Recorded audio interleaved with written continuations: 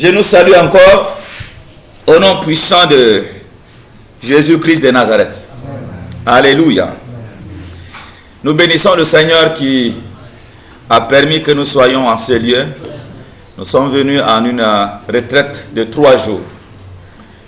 Et Dieu dit dans Jérémie 29, Alléluia, il dit, cherchez-moi et vous me trouverez.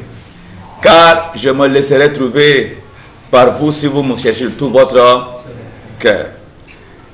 Il est temps maintenant aux chrétiens, aux jeunes, de se déconnecter de la mondanité, de se déconnecter des distractions, de se déconnecter des choses de ce monde. Nous devons chercher à ressembler. Il y a des personnages modèles dans la Bible. Nous devons étudier la Bible. Dieu, la Bible nous donne tout, nous renseigne tout sur Dieu. Comment marcher avec Dieu. Voilà la raison pour laquelle tu dois acheter la Bible. Alléluia. Nous avons appris hier par le Saint-Esprit qu'il y a 2 acteurs de réveil. Nous avons besoin de réveil parce que Jésus viendra pour prendre l'église. Ceux qui sont réveillés, ceux qui sont déjà sur les pieds, les vierges sages. Et que nous devons être comme des vierges sages. Les vierges sages symbolisent les chrétiens réveillés. Les chrétiens qui sont debout. Les chrétiens qui ne se laissent pas emporter par la distraction de ce monde. Les chrétiens qui sont sages, qui lisent le temps, qui comprennent que ça c'est le temps, la fin des temps. Et que les signes montrent que Jésus est en train de venir. Jésus est déjà en train de venir en route. Alléluia. L'antichrist est en train de se manifester. Et l'antichrist est en train d'imposer l'apostasie, la mort spirituelle. Nous devons comprendre pour nous réveiller. Parce qu'il n'y a que ceux qui sont réveillés qui vont être enlevés. Donc, le diable multiplie les distractions. Il multiplie les occasions de pièges. Il multiplie les fruits dans les jardins d'Éden.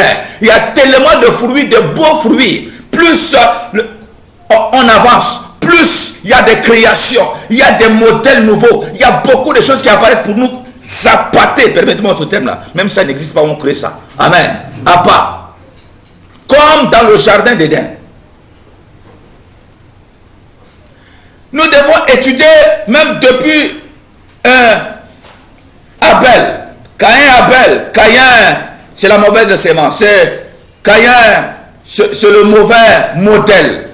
C'est le modèle des enfants rebelles de Dieu. Et ces rebelles-là doivent être décidés à l'enfer. Abel, n'est-ce pas, c'est l'enfant obéissant à Dieu. Ah, nous descendons. Nous allons voir la génération d'Enoch. La Bible dit Enoch a marché avec Dieu et il ne fut plus, Dieu l'a enlevé. Alléluia. Génération de Noé. Noé a vécu à l'époque. Écoutez, c'est les histoires bibliques là, c'est notre temps maintenant là. C'est notre temps maintenant. Dieu a vu notre temps maintenant là. Il a écrit parce que c'est un historien. Il a joué le film avec. C'est ça, c'est qui est dans l'Ancien Testament, ces histoires là. Amen. Notre temps ici, c'est également le temps, n'est-ce pas, de Noé. Noé a vécu pendant une génération rebelle. Une génération dont les cœurs étaient attachés au monde. La Bible dit, Jésus va rappeler cela. Jésus va dire, les gens ils partaient, il dit, mariage, voyage, diplôme, quoi. Les gens couraient après ces choses et la ruine les a surpris. Déluge. Il dit, il en sera de même également quand je vais être là, quand je vais venir. Étudions le personnage Noé. C'est possible de marcher avec Dieu dans la fidélité, dans la fermeté, jusqu'à la fin. Amen. Abraham a été choisi. Abraham était dans une famille idolâtre. Amen. Abraham était dans une famille idolâtre. Abraham, ça n'a pas empêché Abraham de marcher fidèlement avec Dieu. L'a retiré. Il dit, première condition, sors de l'idolâtrie. Sors de ce monde, de cette famille idolâtre. Ça veut dire que le cœur aime les idoles, les choses de ce monde-là. Sors de cette famille d'abord. Et Abraham a quitté le luxe, a quitté tout ce qui est dans sa famille. Il a quitté les idoles. Amen. Pour aller vers le Seigneur dans le désert. Alléluia. Joseph, pareil. Un jeune comme toi, qui a marché dans la fidélité. Un un jeune comme toi qui a marché dans la fidélité. Un jeune qui avait l'occasion dans la maison de Potiphar, il suffisait simplement de commettre l'acte, mais Joseph allait être protégé. Joseph allait avoir un privilège. Joseph allait avoir tout. D'ailleurs, il était étranger dans ce pays, mais il avait l'occasion de se faire un nom. Il a compris, non, ce Dieu que je sers n'est pas comme ça. Je ne peux pas, alléluia, je suis étranger dans ce pays. Je suis piégé dans Égypte. Non, je ne peux pas oser déshonorer mon Dieu. Je préfère garder ma relation avec le Seigneur. Alléluia. Alors, la Bible dit que Joseph a fui quoi? L'impudicité. Il a fui le péché de sexe. Il a fui. Il dit, je préfère que les gens m'égorgent, mais que je sois en relation avec le Seigneur. Moïse, c'est la... Lisons les personnages. Je suis en train de nous dérouler le plan de lecture de la Bible. Achetons la Bible, mettons-nous à lire la Bible. Tout est là. Moïse, pareil. Avec les enfants d'Israël, c'est une assemblée maintenant. C'est nous, mais notre exemple. Assemblée que nous sommes. Alléluia. Il a sorti les enfants d'Israël. Et dans le désert, nous sommes également sortis du monde de péché. Et nous sommes dans le désert en train de marcher vers Canaan. Comment le peuple a marché? Ce qui plaisait à Dieu, c'est quoi? Ce qui ne plaisait pas à Dieu, c'est quoi? Quand Dieu les a sortis, il a dit quoi? Attention Moïse, parle-les. Amen. Dans Lévitique 19, il dit, vous devez être saints, car moi l'Éternel, votre Dieu, je suis saint. Donc la condition sine qua non, pour ceux qui sont sortis de l'Égypte, ceux qui ont accepté Jésus, la condition sine qua non, c'est de vivre la sainteté, c'est de s'efforcer, c'est un effort. La Bible dit, efforcez-vous d'entrer par la porte étroite. Le chemin que Jésus nous a tracé dans le désert pour aller au ciel, ce chemin est un chemin étroit. Tu ne peux pas marcher dans ce chemin-là en étant gabarit. On a dit la fois dernière, avec une grosse tête dans le mensonge, tu ne peux pas emprunter ce chemin. Ça va se coincer. Alléluia. Tu es très gros parce que tu manges la nourriture de la terre. Je veux dire quoi? Nourriture, c'est quoi? Tout le péché. Tu nourris la chair avec le sexe, avec le fruit de vol, drogue, tout ça. La chair devient comme ça. Ça va se coincer. La Bible dit, il faut tuer la chair. La chair doit être crucifiée. Comment Gédéon a marché? Comment Josué a marché avec le Seigneur? Caleb a marché. Amen. Mais il y a plein d'exemples. Jésus lui-même, comment il a marché? Les premiers disciples. Et c'est arrivé à notre temps. Nous devons scruter la Bible. Sonder les écrits. Alléluia. Nous abordons, c'est dans cette logique que nous abordons la lecture de Daniel. Daniel, le chapitre 1. Moi, je vais paraphraser parce qu'on n'a pas de temps. Si on doit lire point par point là. D'ailleurs, c'est la raison pour laquelle on a donné un temps pour que chacun lise. Moi, je vais parler en pêle-mêle. Alléluia. C'est que l'Esprit met dans ma bouche, je parle. Là, nous voyons Daniel. Daniel, elle est des déportés. Des Juifs qui ont été déportés à Babylone. Alléluia. Et avant leur déportation, si on lit juste au début, la 3e année du règne de Joachim, roi de Juda, Nebuchadnezzar, roi de Babylone, marcha contre Jérusalem et l'assiégea. Le Seigneur livra entre ses mains Joachim, roi de Juda, et une partie des ustensiles de la maison de Dieu. Nebuchadnezzar emporta les ustensiles au pays de Shinéar, dans la maison de son Dieu, donc Dieu de Nebuchadnezzar. Amen. Hein? Il les mit dans la maison du trésor de son Dieu. Ça vous rappelle Malachie 3. Apporté dans la maison de trésor. Ça veut dire qu'il y a le temple également de Satan là-bas aussi à la maison de trésor. C'est comme un magasin. C'est là où on entasse tout ce que, les offrandes, tout ce qu'on a reçu. Amen. Hein? Très bien. Donc, au temps de Jérémie, quand vous allez lire Jérémie là-bas, tout ça. Amen. Quand le peuple est sorti de l'Égypte, Dieu a donné des instructions fermes. Il dit, je suis en train de vous amener dans ce pays-là. Mais ces gens, à Canaan, ces gens, les Cananéens, je vais les renvoyer. Ces gens que je vais les renvoyer là, que vous allez prendre leur place là, c'est parce qu'ils sont des idolâtres. Ils ne me connaissent pas, moi, le vrai Dieu. Ils adorent les idoles. Leurs cœurs sont attachés aux idoles, aux choses de ce monde. Ils ne me connaissent pas. C'est pour cette raison que moi, je les chasse et vous allez les remplacer là-bas.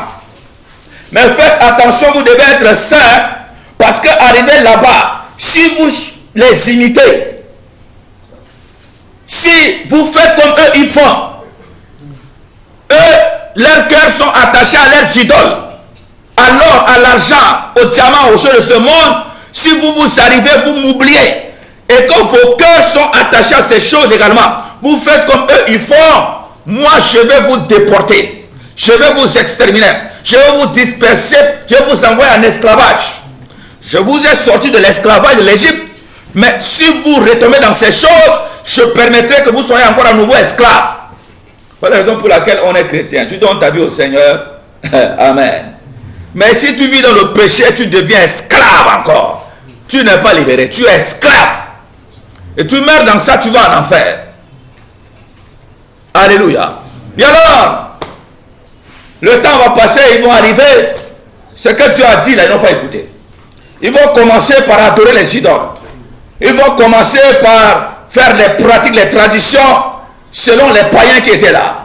Alors que eux-mêmes, Dieu leur a donné les commandements. Dieu a donné les instructions. Dieu a donné, il a montré comment ils doivent le servir. Ils ont refusé d'obéir à Dieu pour aller obéir à Satan. Ils ont refusé de manger le mets de Dieu. Quand j'ai dit ça, là, on va comprendre plus tard là-bas. Ils ont refusé de manger la viande de Dieu, le pain de Dieu, les enseignements de Dieu pour manger le mets du roi. On va comprendre plus tard là-bas. Alléluia. L'apôtre Paul va parler, il va dire, il dit, sommes-nous puissants, grands pour exciter Dieu, pour provoquer la colère de Dieu en mangeant à la table des démons. C'est la même chose, on va voir ça plus tard. Alléluia. Et alors, ils ne vont pas comprendre.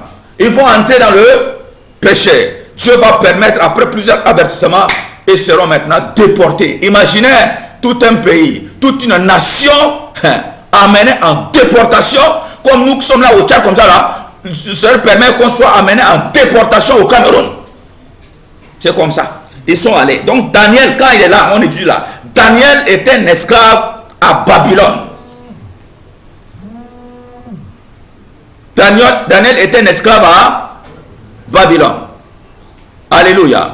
Et là maintenant, étant à Babylone, quand ils sont arrivés à ce niveau, le roi Nebuchadnezzar va dire, choisissez parmi les Juifs qui sont arrivés. Choisissez-moi, n'est-ce pas, les jeunes, valides, très beaux. Nourrissez-les pendant 3 ans pour qu'ils aient, n'est-ce pas, de bons visages. Comme ça, ils vont travailler dans le palais royal. Alléluia. Et c'est comme ça que quand vous commencez, c'est ça l'histoire. Daniel, son nom était changé en quoi? Belshazzar. Et il a ses 3 amis qui sont Anania, Miskaël et Azaria. Et à Babylone, on leur a donné de nom. Shadrach, Meshach et Abednego. C'est ça les noms, souvent on dit, mais ça, ce sont les noms donnés par les Babyloniens, les Chaldéens. Amen. Donc, vous avez déjà lu ça, on a vu. Alléluia. Maintenant, 8, j'ai lu ça. Daniel résolut de ne pas se souiller par les mains du roi et par le vin dont le roi buvait. Et il pria le chef des eunuques de ne pas l'obliger à se souiller. C'est là même le noyau de ce chapitre 1. Si on finit là, on peut déjà sauter. Amen. Le roi ordonnait que les jeunes, les enfants de Dieu qui étaient là piégés à Babylone, le roi ordonnait que ces enfants-là de Dieu, amen, mange à sa table, communie avec lui. Non, Daniel a compris par l'Esprit de Dieu. Il dit, ça ne peut pas être possible. Il dit, on ne peut pas, cette histoire-là, Daniel ne comprenait pas. L'Esprit de Dieu écrivait ça pour nous.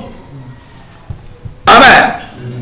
Dans d'autres versions, c'est écrit la portion de viande du roi et le vin.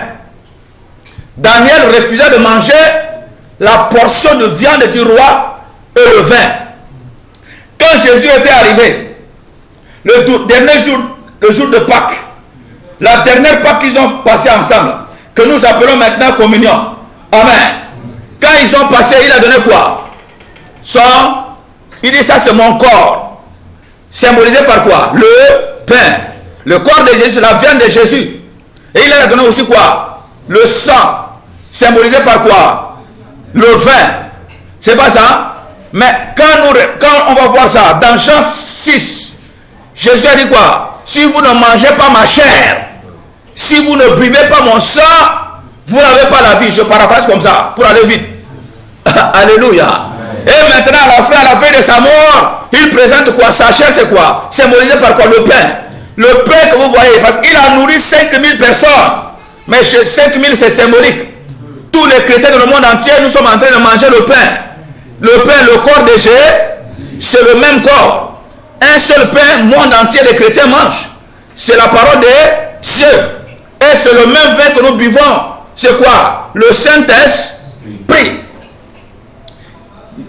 Nous les chrétiens, nous savons notre roi. Nous sommes à Babylone, mais nous ne sommes pas du Babylone. Nous sommes en Égypte, mais nous ne sommes pas des Égyptiens. Nous sommes dans le monde, mais nous ne sommes pas du monde. Amen. Alléluia. Amen. Nous avons nos commandements, différents des commandements du monde. Nous avons notre esprit, qu'on appelle le Saint-Esprit, différent de l'esprit du monde. Mais non, Nebuchadnezzar représente le roi du monde. C'est qui? Satan. La Bible dit que la Bible l'appelle le prince de ce monde. Alléluia. Donc Daniel refuse de se souiller de main de roi et de boire son vin. Ça nous enseigne quoi? Les chrétiens dans le monde doivent refuser les enseignements sataniques, les enseignements mondains. Je prends juste un exemple. Quand tu vois, puisque c'est la mode, tous les gens portent les pantalons et les chemises tête de mort. Dans la rue, tu vois ces têtes de mort. Parce que c'est quoi? C'est la mode, c'est pas ça? Dès que tu es assis, tu reçois un enseignement. Les gens qui passent ici, ils passent là sur les têtes de mort. Des habillements tête de mort. Les habillements, mais alors, tu vois ça, ça t'intéresse. Tu es en train d'être enseigné par rien que ces habillements. Ça, c'est le maître du roi. Est-ce que tu comprends? Ça, c'est l'enseignement satanique. Et dès que tu prends, tu vas au marché, tu achètes également tête de mort, tu portes. Amen. Dès que tu portes, tu es en train de manger la portion du roi de ce monde. Tu es en train de communier avec le diable. Tu es à la même table.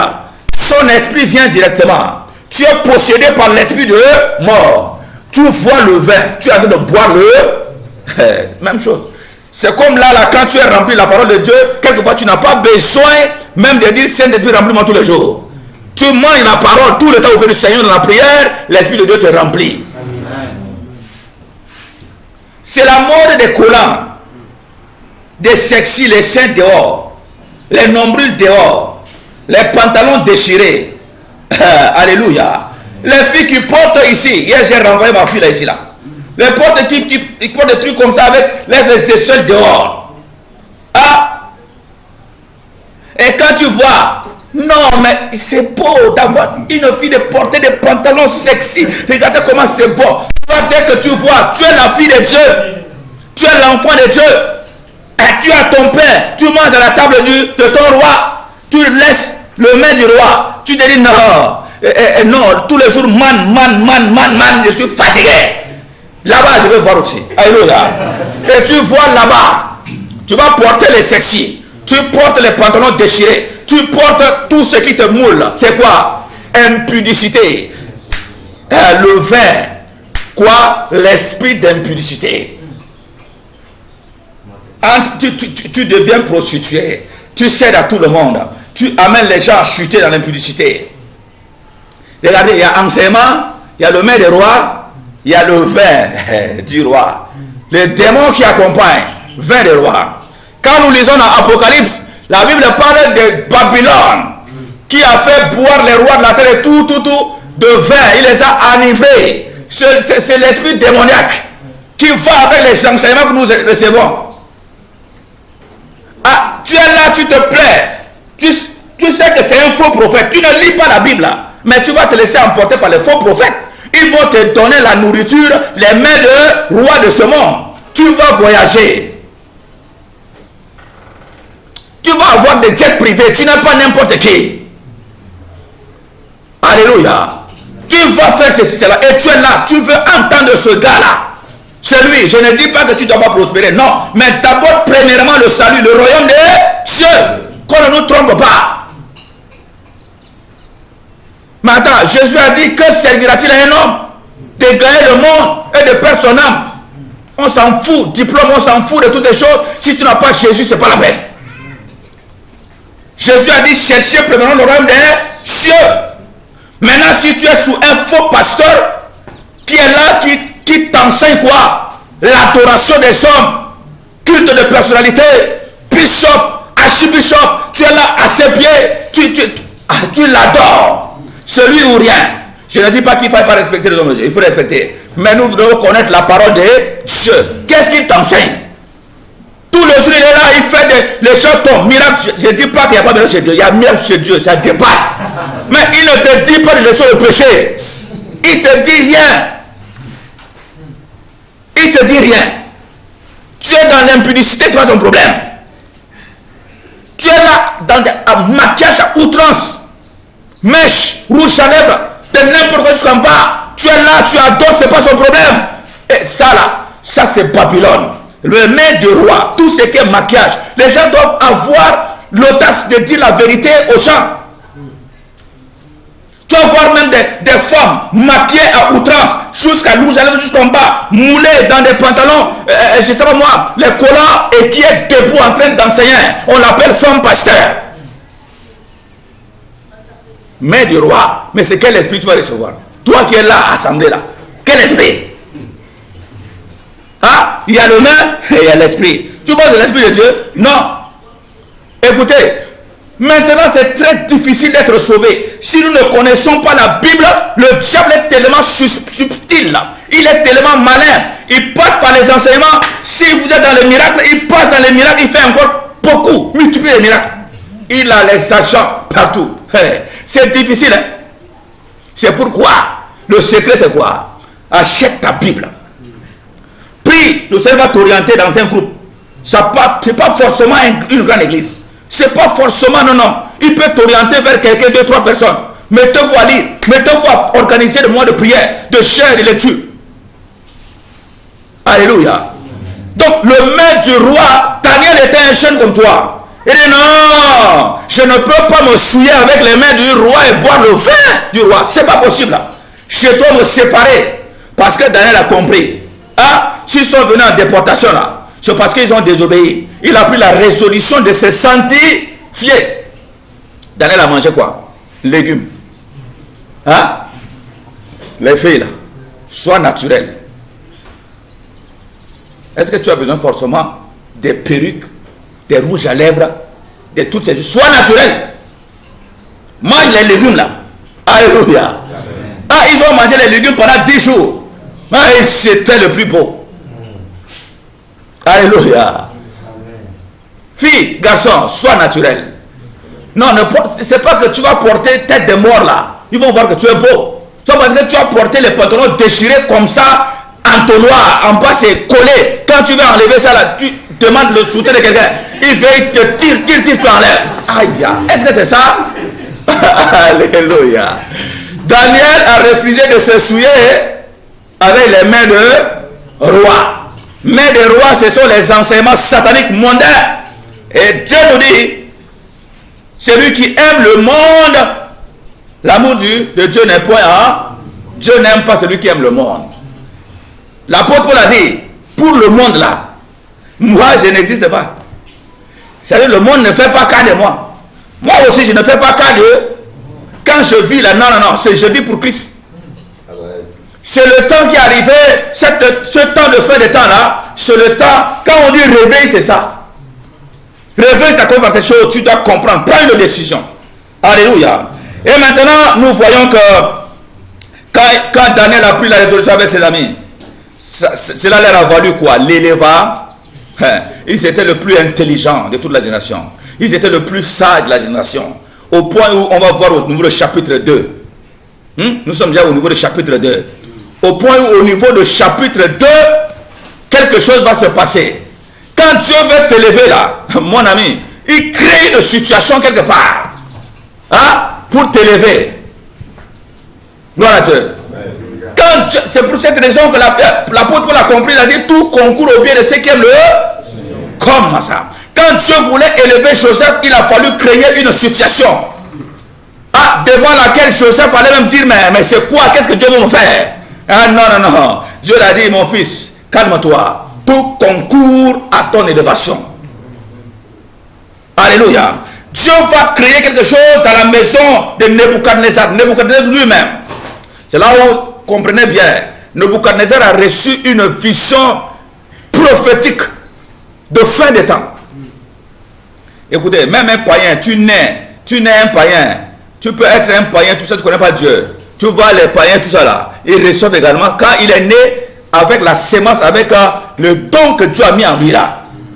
Il le manifeste d'une autre, même dans le monde. Il faut comprendre, c'est la raison pour laquelle tu peux voir un païen, mais il reçoit des songes comme toi tu reçois. Il reçoit des songes et Dieu le parle.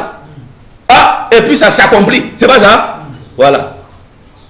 Nebuchadnezzar reçoit la vision de la statue que vous avez lu. Il ne comprenait pas. Il a appelé les astrologues, en tout cas tous les savants, ces savants dans la cour. Il dit, venez ici, vous devez m'interpréter ce rêve. J'ai eu une vision, un songe terrible qui vraiment me fait trembler. Alléluia. Il dit quoi? Roi, donne-nous rapidement, on est là.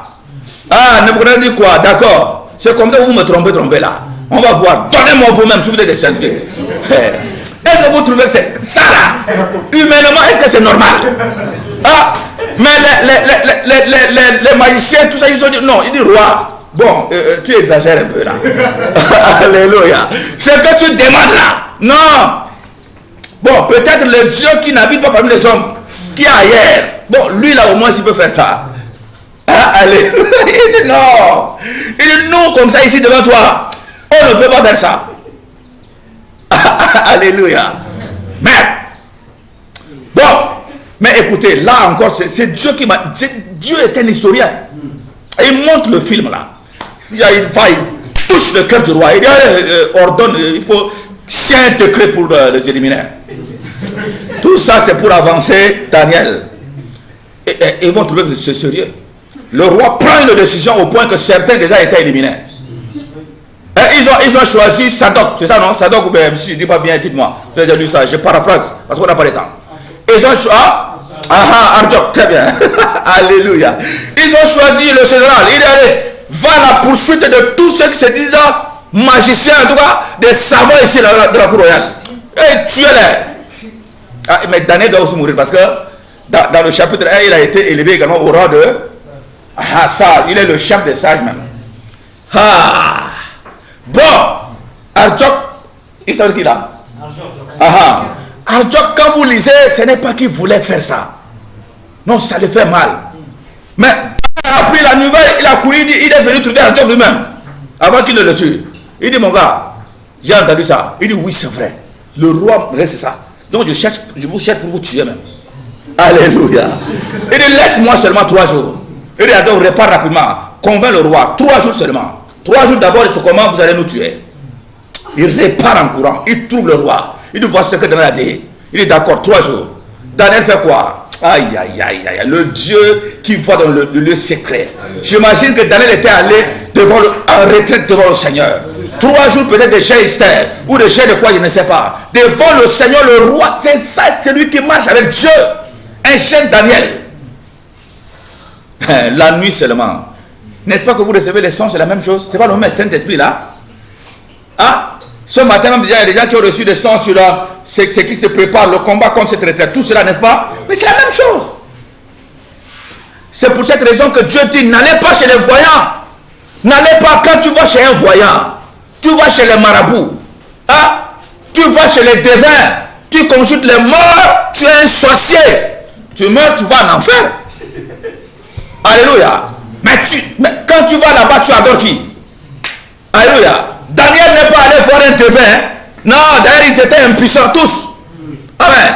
Daniel est allé qui? Devant le Seigneur, le roi des rois. Genoux fléchis. Ça n'a pas tardé. Dieu lui donne exactement point par point le songe qu'il a donné à Nebuchadnezzar avec toute l'explication. C'est comme ça que quand vous voyez au niveau de 21 jusqu'à 24, vous voyez ça là, mais il se réveille de son sommeil, il commençait par adorer le Seigneur. Il dit, qui est comme toi? Non, dans les cieux, sur la terre, sous la mer, là, qui est comme toi?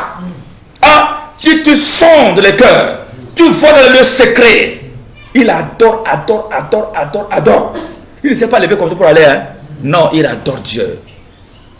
Et il faut savoir adorer Dieu pour tout ce qu'il fait dans ta vie, que ça soit de bien ou de mal, parce que même si c'est le mal pour un enfant de Dieu, ça va concourir à ton bien. Il faut l'adorer. Même si tu ne manges pas, adore-le. Alléluia. Tu n'as pas d'habit aujourd'hui. C'est ça, pour ça que tu vas venir la foi.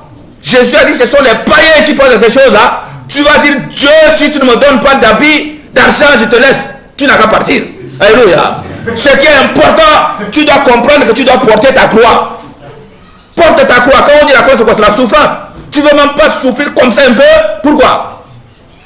Alléluia. Quand tu donnes ta vie à Jésus, c'est là où le combat commence même dans ta famille. Ils vont même te rejeter. Ils vont te traiter de sorcier. Ils vont quelquefois te même pas manger. Mais toi, il faut les aimer. Amen. Ne les maudis pas. Pardonne-les et prie pour eux encore. Et alors, et oui, c'est ça. On est des soldats. Comprenez ça? Soldats, c'est comme ça. On est en cachet pour plaire à qui? À notre maître. Et alors, quand vous voyez au niveau de... Vous arrivez au niveau de 29, il va déjà chercher à expliquer ça. C'est ça, non? 27, tout ça. Il dit, roi, mais ce que tu as demandé là, mais tes devins, ils ne peuvent rien. Ah? Il y a un Dieu dans le ciel. Dieu crée des occasions pour que tu le révèles aux gens.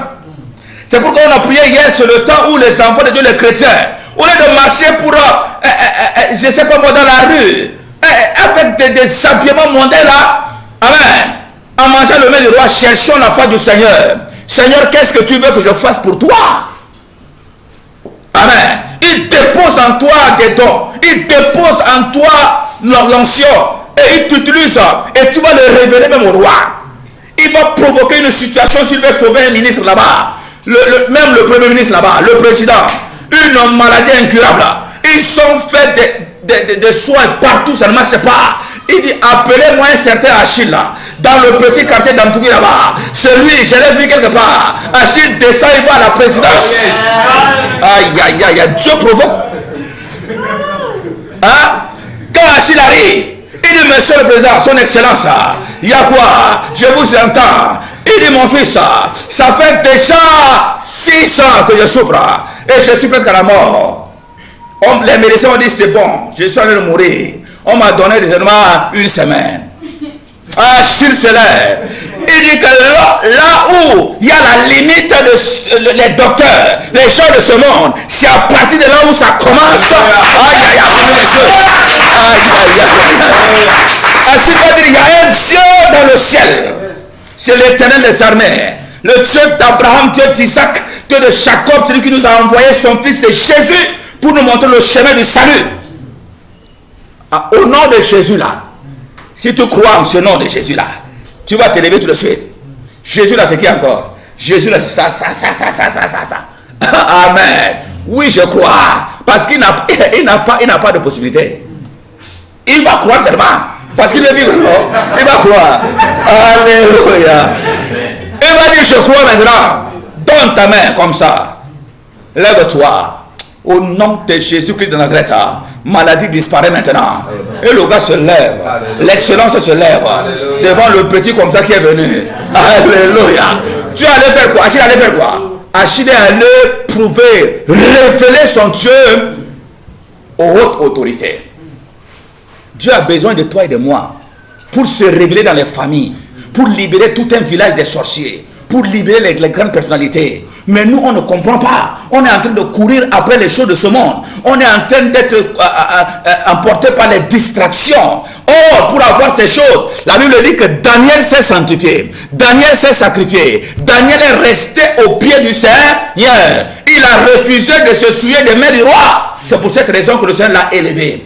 Quand tu te sanctifies, la Bible dit que notre corps est le temple du Saint-Esprit. Quand tu te sanctifies, alors tu deviens maintenant un vase entre la main du Seigneur et tu utilises maintenant pour sauver les autres.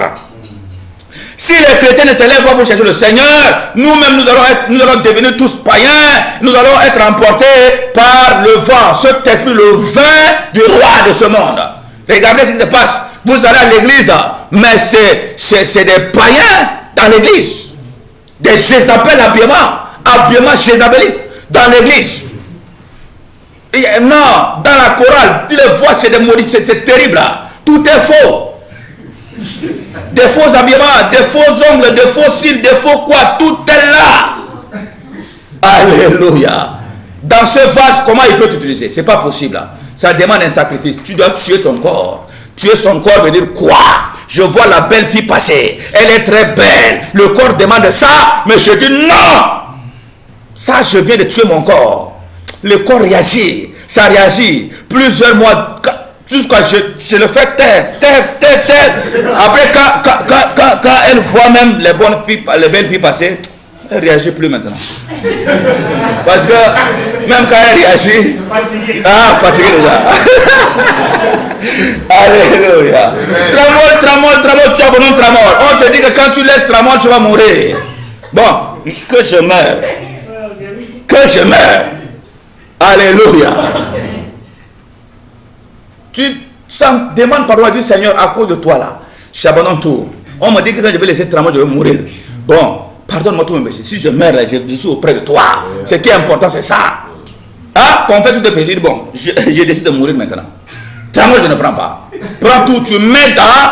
Il est là, tu y vas, il est en train de, n'est-ce pas? Alléluia. Amen. Tu as décidé de prendre le tramol, il a mis dans quoi? Cabinet. Mais tu es mort là, il est mort là comme ça. Il n'est pas mort. Maintenant, le Seigneur l'utilise pour sauver également les autres. Alléluia. Gloire à Dieu. Et donc, nous voyons que Daniel va expliquer le rêve. Et c'est une vision, je dis quoi, eschatologique. C'est prophétique. Ça parle des 4 royaumes qui doivent se succéder. La statue de Daniel, n'est-ce pas? Il dit, parce que le roi voyait une statue. Il y a une statue avec T à la fin, c'est autre chose. Mais la statue, c'est comme un symbole. Amen. Voilà, la statue avec eux à la fin, c'est autre chose. Très bien. Donc, je parle de statue avec eux à la fin. Et donc, c'est un homme. La tête en or, aidez-moi rapidement. Le cou, la poitrine, n'est-ce pas, en argent. L'autre en bronze. Et pied, tout ça, argile, fer mélangé, tout ça. Amen. Là, chacun lit ça. Amen. Et quand il interprète cela, il dit la tête là, c'est le royaume de Babylone. À l'époque là, c'est comme ici, nous avons le Tchad, le Cameroun, n'est-ce pas? Vous connaissez le pays limitrophe du Tchad, tout ça. Prenons par exemple ça. Amen. Ça peut former un royaume. C'est pour cette raison qu'au temps de Jésus, il y avait l'Empire. Amen. On dit quoi? Empire. Et puis c'était le César. C'était César qui était empereur, non? Amen. Donc au temps de Jésus, c'était Rome qui commandait plusieurs nations. C'était aussi à cette époque-là. Et à cette époque, c'est Chaldée. Donc, on appelle ça Babylonie. Amen. Donc, Chaldée avec la capitale, Babylonie avec la capitale Babylone. C'était dirigé par Nebuchadnezzar, qui commandait plusieurs pays à la fois. disons comme ça, appelons le terme comme ça, nation. Parce qu'il avait la suprématie, supériorité militaire sur ces gens, il le gouvernait de force. Amen. Rappelez-vous au temps de Jésus là, on consultait d'abord César. C'est pas ça? Voilà. Et ce roi mettait, l'empereur doit, c'est le roi des rois. C'est ça l'empereur, le roi des rois. Donc il mettait quoi? Il mettait de rois fantoches dans des nations. Hein? Des rois fantoches. Par exemple, le Tchad ici, c'est Tchad qui est Babylone ici. Maintenant, on colonise, on prend Cameroun, on prend notre roi, nous-mêmes on le met, un roi fantoche, béni oui, oui. Amen. Niger, même chose. C'est comme ça il gouvernait. Donc le royaume à l'époque, c'était Nebuchadnezzar. Il était le roi des rois. Et vous comprenez ça? Je vous aime pour que vous compreniez comme ça. Et donc il a dit, c'est toi la tête en or. C'est ça, la tête en or. Il dit, après ton royaume va s'élever un autre royaume. C'est là où, d'après les recherches, parce qu'on n'a pas de temps ici là. Ah, LOT. C'est le royaume des Mèdes et des Perses. Le royaume Médo-Perse. Alléluia. Après cela, un autre royaume va encore s'élever. Le ventre, tout ça jusqu'au... Alléluia. Et c'est le royaume des Grecs. Royaume grec. Au temps d'Alexandre le Grand. C'est pas ça? Et après, c'est le royaume romain. Ah, donc, rappelez-vous que quand vous lisez le Nouveau Testament, on parle les Romains arrivent, donc la domination romaine. Donc Jésus était venu sous la domination romaine. Et voilà la raison pour laquelle les Juifs ont refusé de croire en Jésus. Amen. Mais vous dites que le Messie va venir pour nous délivrer. On est là, les Romains nous font souffrir comme ça, et lui il arrive. Et on le met dans une crèche, pauvrement comme ça, et vous dites que c'est lui qui va nous sauver. Vous l'appelez Messie? Non. Amen, amen. Et non, les Juifs ont dit non, le Messie là, la Bible nous dit que le Messie quand il arrive, il va nous délivrer. Mais il est là, il marche comme ça, les gars. Et lui-même nous dit, il n'a pas où mettre sa tête. Il dit, il nous dit les renards ont des tanières. Et les quoi? Les oiseaux même ont des nids, et lui là, il n'a pas où mettre sa tête et il va nous délivrer quoi. Alléluia. Or Jésus dit quoi? Jésus parlait de la délivrance sur le plan spirituel. Ah, dans la nouvelle alliance, l'esclavage c'est quoi? Quand tu vis dans le mensonge, tu es esclave de mensonge. Quand tu vis dans le vol, tu es esclave de vol. Quand tu vis dans la prostitution, tu es esclave. Sur le plan spirituel, tu es comme enchaîné attendant la mort. C'est pourquoi on a dit hier, Jésus a dit, laisse les morts enterrer les morts. Quelqu'un qui dit que le péché c'est un mort. C'est un cadavre en déplacement, spirituellement il est déjà mort. Alléluia. Mais les Juifs l'ont rejeté parce qu'ils n'ont pas compris la révélation. Pour eux, c'est la délivrance physique. Ils veulent voir un Dieu qui descend, c'est un feu d'en haut. Il descend comme ça, il vient, il les délivre. Mais ça, là, ça va venir. C'est là, quand vous lisez la fin, la grande tribulation, Jésus descendra maintenant. Comme ils veulent le voir là, il va descendre. Et nous sommes en train de voir l'Antéchrist se manifester déjà. Jésus est en train de venir. Mais avant qu'il vienne pour libérer Israël, physiquement maintenant, nous, il va nous enlever. L'église va être enlevée. La grande tribulation va se passer après l'église. Alléluia. Et donc, il va expliquer, et il va dire, après le 4e royaume, il y aura un 5e royaume, à partir de 46. Il dit ce royaume-là, alléluia, c'est-à-dire qu'il voyait une pierre s'est détachée du haut de la montagne. Amen. Cette pierre s'est détachée sans le secours d'aucune main. Cette pierre s'est détachée pour venir faire quoi? Quand il a écrasé la statue, ça s'est envolé. Et maintenant cette pierre, la petite au début là, est devenue, a pris tout le monde entier. C'est le royaume, quand Jésus venait, il a dit quoi? Le royaume de Dieu est proche. Jean-Baptiste, qui a présenté Jésus au monde, pour dire arrêtez maintenant, arrêtez avec les sacrifices des animaux, mais c'est Jésus qui est l'agneau de Dieu. C'est lui qui va mourir pour faire le sacrifice. Quiconque va croire en lui là va être sauvé. Alléluia. Et Jean-Baptiste dit quoi? Repentez-vous, car le royaume de Dieu, c'est le 5e royaume. C'est le règne de 1000 ans. Alléluia. Qui va se passer. Après le 1000 ans, ça va être maintenant éternellement. C'est ce royaume. Maintenant, le temps des nations est donné. Le temps des nations est en train de finir. Dieu a laissé un temps pour que les nations gouvernent le monde. Et il les observe. Bien sûr qu'il les influence, mais il les laisse d'abord. C'est pour cette raison que tu as comme l'impression que Dieu ne parle pas. Quelquefois, tu ne comprends pas. Tu dis, mais si Dieu existe là, comment il fait les choses comme ça? Non, tu n'as rien compris. C'est le temps des nations.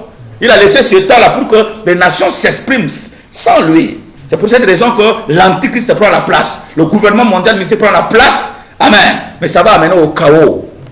Chaos. On est en train de voir le chaos déjà. Amen. Mais le chaos annonce que Jésus est en train de venir. Mais je voudrais, avant qu'on observe une petite pause pour les questionnaires, avant de continuer, le chapitre 2 là. Prenez Apocalypse 13. Prenez, bon, d'abord Daniel 7, Daniel 8, Apocalypse 13. Prenez rapidement quelque part. Daniel 7, Daniel 8.